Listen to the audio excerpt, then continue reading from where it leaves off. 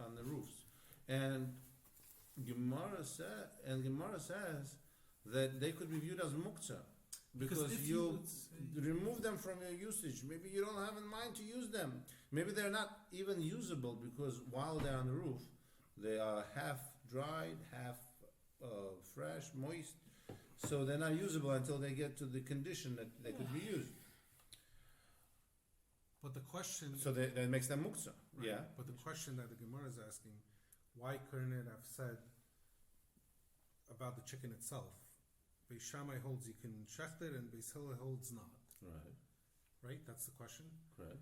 So then maybe because then you would say that the egg is usable no matter what.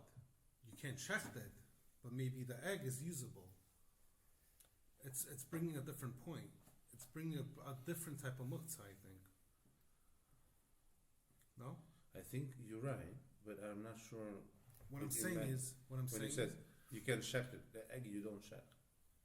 What do you mean? No. What I'm saying is, if the Gemara is asking, why couldn't the Mishnah have said a case about shechting the chicken itself as opposed to talking about the egg? Egg, correct. So what I'm saying is, if the Mishnah would have spoken about the chicken itself, right, then the machlokes would be about shechting the chicken versus not shechting the chicken, right? Correct. But the egg, if let's say that if the chicken would lay an egg, right, then they would both agree you can have the egg, probably. I would say the opposite. You cannot have the egg. Right. You cannot have the egg. If it Because what's more chamur? What's more chamur, the chicken or the egg? Chamur is what, stricter? Stricter. The egg. Yeah. No, the chicken, why? shechting the chicken. Why? Oh. Why? I agree with those who say egg is more chamur. Why? Because the egg wasn't available. You couldn't have designated it. Yeah, you could have designated it. You couldn't even have designated it didn't because exist. it was not around Right. before Yom Tov. Right. It only appeared on Yom Tov, in the middle of Yom Tov. But why is I don't get why is it a problem to take it? Like if it's food. You see an egg, take it. What's the problem? I'll tell you, Chachamim have a right to restrict us on Yom Tov and Shabbat, and they call it muktzah.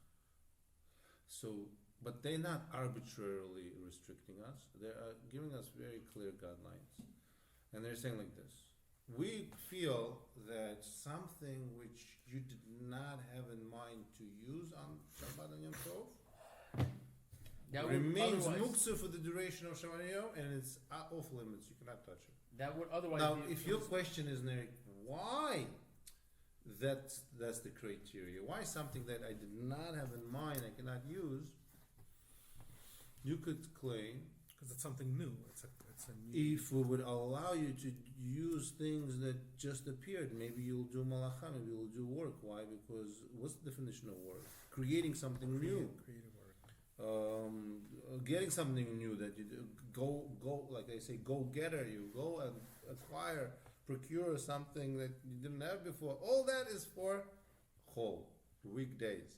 On Shabbat Yom Tov, you have to prepare from beforehand, and whatever you already prepared or you have, you got to use.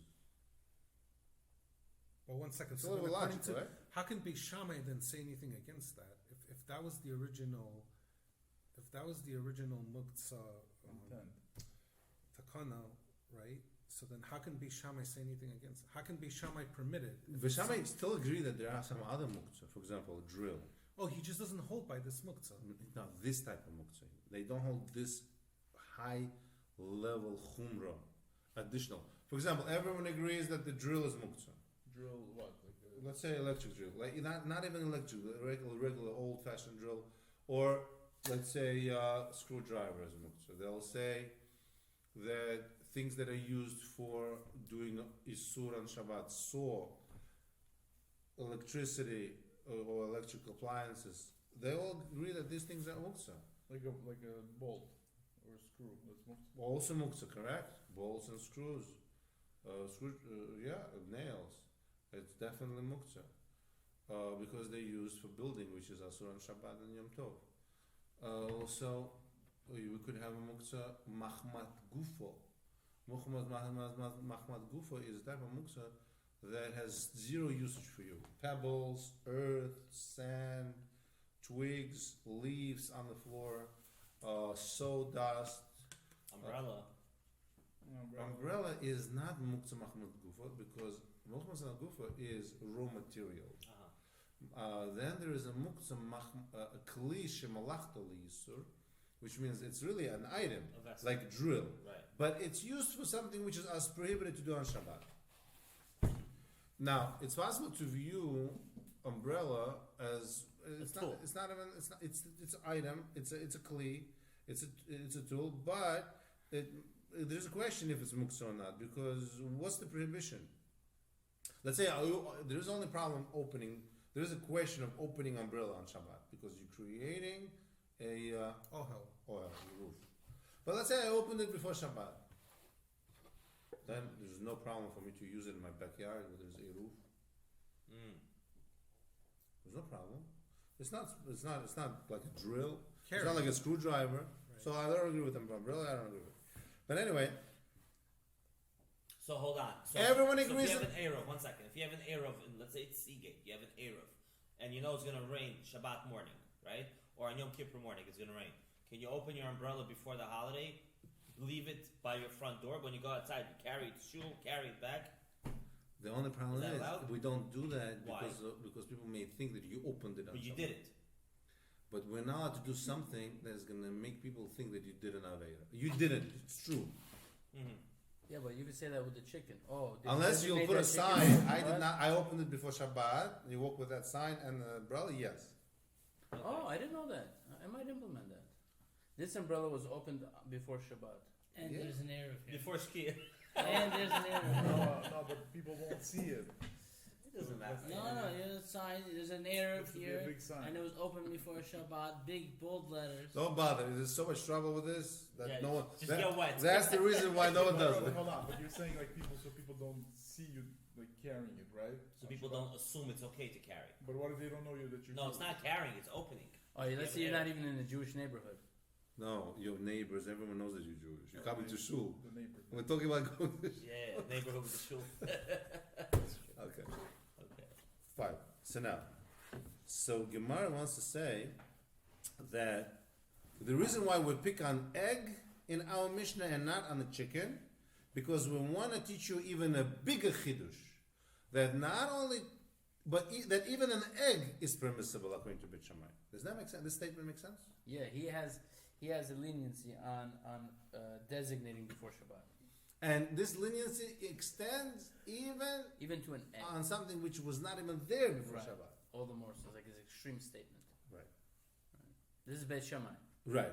We want to say that the reason why we're learning about an egg to teach you about Bet Shammai, a chidush, that he holds likula even by an egg, lenient even when it comes to egg. Well, the problem with that is, but we don't pass like Bet Shammai. Why would we want to tell you everything about Bet Shammai? But what's his reason for that? Because it's food. Why is he lenient? Because it's permissible on Shabbat. No, Or, we on don't. Yom Tov. You see, we don't need to find a reason why Maybe something give me is source. permissible. Not reason. Because source. wait, no, I know what he's asking. He's asking, what's the reason why they're lenient? Yeah. And the answer is, there's no. Since it's not prohibited by the Torah, and something which is not prohibited as permissible, so we don't have to find the special reason why it's permissible. It's not the reason why it's permissible is because it's not prohibited. Based on his rabbinical perception. They don't hold of this. It's not It's not prohibited, so it remains not prohibited. It remains permissible. But Hillel, they specifically place an isur, artificial midrabanan from the rabbis, isur on it. So there is a prohibition, but without that prohibition, it remains mutar.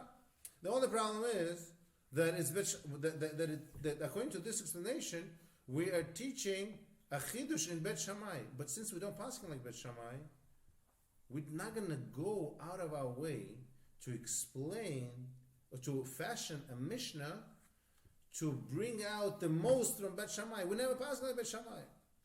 Why don't we say like this? Better.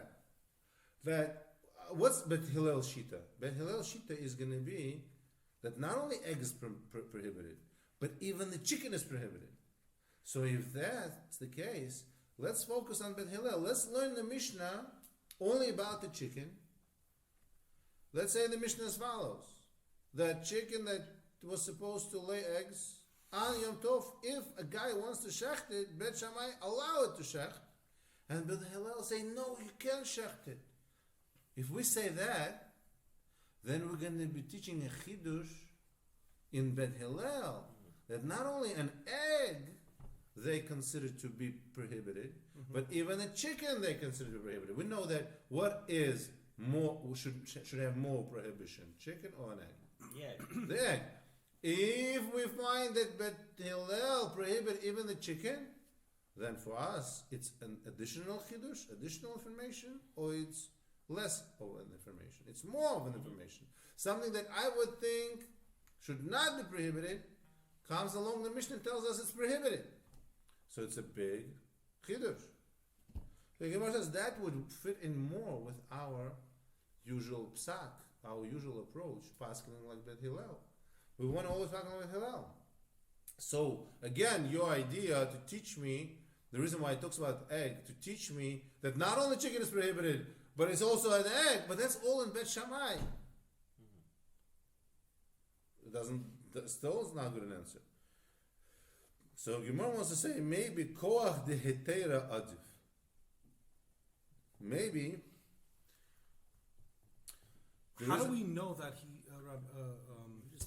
Rabbi Hillel would hold that shechting the chicken is forbidden? It says it here. It says it in the Gemara. How do we know that? Maybe he just holds by the egg, but not by the chicken. No? Excellent question. Because if Mishnah No, hold on, time out. You just said he says the egg is permissible. I'm sorry, the egg is not permissible according to Hillel. And the chicken So that lays obviously the eggs chicken also. isn't permissible. is not or is? If the egg is Is not not. permissible, then his question was how to know the chicken is not is permissible? What was your question? It's not permissible. Right. Yeah, I guess the chicken is less stricter, It's right? less strict. Uh-huh. So there is a way to say maybe chicken is permitted. Right. Now Gemara is assuming. No, but you said the chicken was not permitted according to Hillel. I said it's not permitted. Yeah, according to Yeah, Hillel. Hillel says both aren't permitted. So both not permitted. Even the chicken. Even the chicken. Even the chicken. Why am I saying that? Because Gemara is saying that. Gemara is not differentiating in the prohibition Using the chicken. between chicken and egg right now. Gemara is not differentiating. Now, we could claim, since Mishnah is only talking about an egg, maybe only an egg is prohibited. Right. Maybe and chicken is permissible. And truthfully, there is one sheet of Rabbeinu Tam like that. So there is a sheet, Ashkenazim passing like Rabbeinu Tam. They say that on Yom Tov, regular muktzah, meaning something which was not in the realm of my usage, is not prohibited, and that would include the egg, the chicken that is supposed to lay eggs. But nolad is prohibited, which is egg. So now, Sephardi halacha is that chicken and an egg are prohibited on Like Yom Hillel. Tov, like Hillel. But Ashkenazi halacha is to split it, to say that regular the chicken would be permissible and the egg is prohibited. But didn't we say earlier in the Gemara that really Hillel is saying like Shammai and Shammai is saying like Hillel, or Hillel agrees with Shammai? Shabbos. Yeah, but for Shabbat. Not for Rosh Chodesh. Not for Yom Tov. Not for Yom Tov. Yom Tov. Not for Yom Tov. Okay. So Gemara wants to say maybe it's really telling me about Bet Shammai because koach de teira adif. Because there is a concept that it takes more to be matter something than meaning to allow something than to prohibit something. And we always want to teach heter. Heter means permissibility. Now, it says, koach de hetera odif, the strength to allow something is strong. By the way, why is it more Because stronger? Why is it more impressive to allow something than not to allow something? Why is it more impressive to allow something than to not allow something? We're not talking about rabbi who just allows things as mutter because Right. He does not, It becomes very Because it's popular. harder to because make, whatever it's harder to make he two is opinions. within. No, he is halachic, and he's within the boundary of halacha. But he has enough knowledge, enough It shows. information to allow something. It shows his A, knowledge, and B, he's like definitely sure. It shows that he's like Expertise, it's called. right. And I was like this. In order That he has no to doubt in order to disallow something, you don't have to know. Mhm. You could always, when in doubt, be without.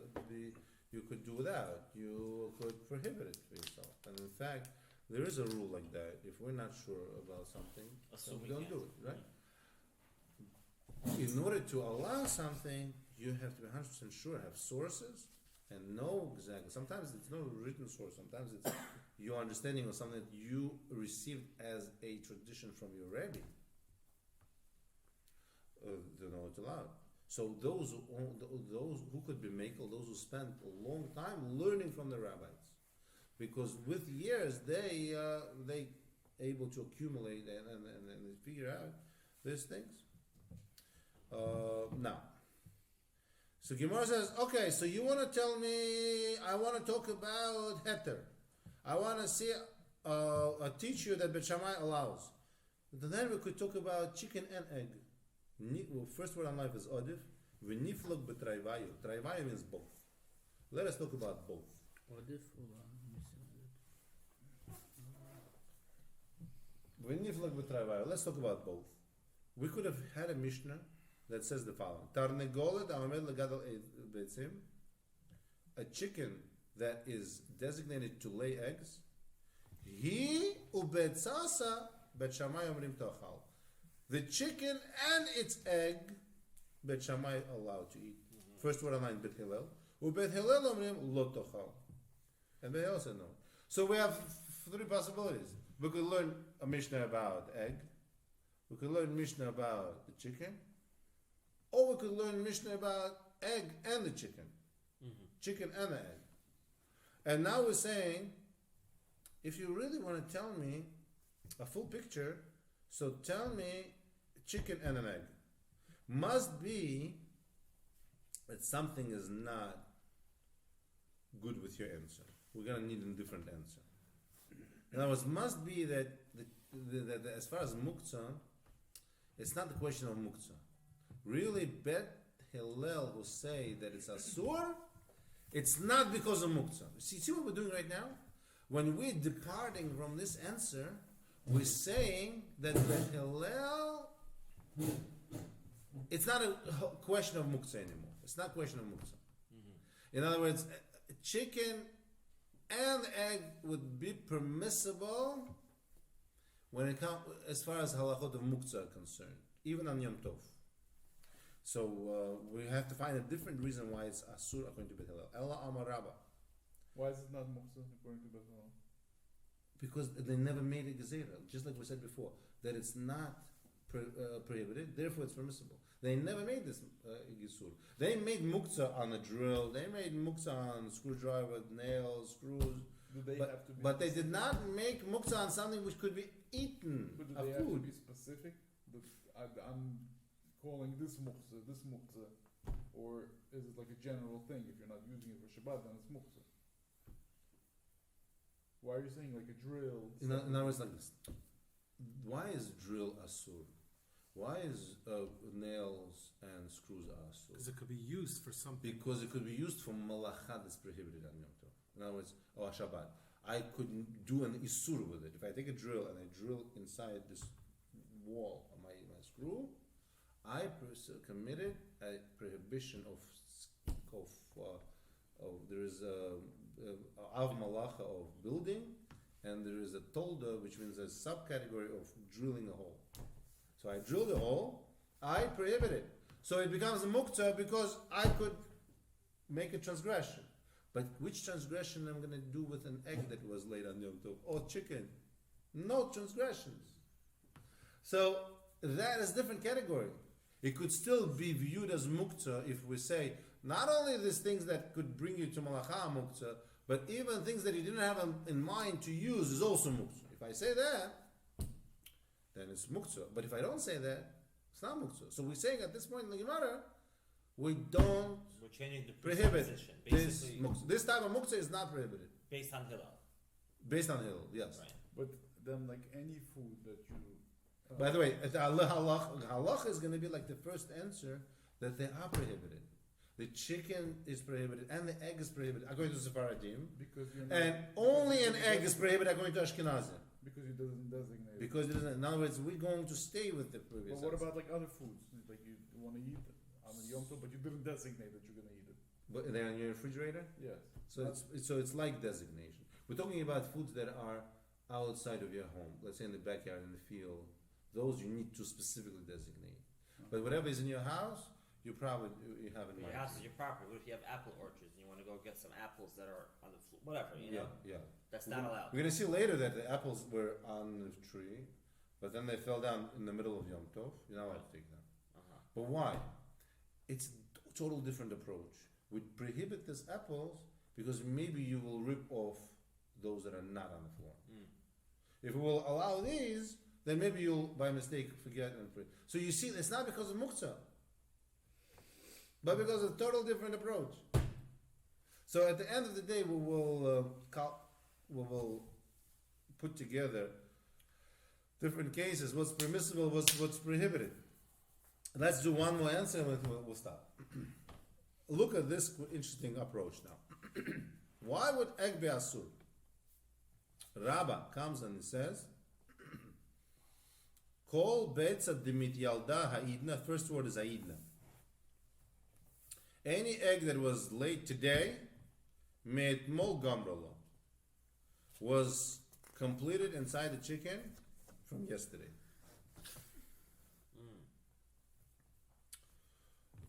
V'Rabba l'tamei, and Rabbah holds, Ma'ik dichtiv, there is a pasuk, v'haya bayom hashishi, about man, it says in the Torah, and it's going to be on Friday that you have to prepare for Shabbat. V'hechinu et asher hiviu. You have to collect man on Friday only. And bring it and prepare it and leave it for Shabbat. Chol mechin l'Shabbat, v'chol mechin l'Yom Tov. Only a weekday is able to prepare to create for Shabbat, to be used for Shabbat. And chol, regular day, chol means mundane, or regular day, could prepare for Yom Tov. Ve'en Yom Tov mechin l'Shabbat, ve'en Shabbat mechin al Yom Tov. So Rabbah wants to learn that we're talking about the case, this case of egg that was laid on Yom Tov, is when Yom Tov comes after Shabbat. Like this year Pesach. First day of Pesach is Shabbat. Then there is a second day, it's not going to be Shabbat, but it's going to be Yom Tov. And the egg was laid on the second day, Sunday, after Shabbat. That's the egg that's prohibited in our Mishnah. Now, we're not talking about any egg that was laid. We're talking about a specific case, an egg that was laid on Sunday, which is Yom Tov. Sunday is Yom Tov. And the previous day was Shabbat.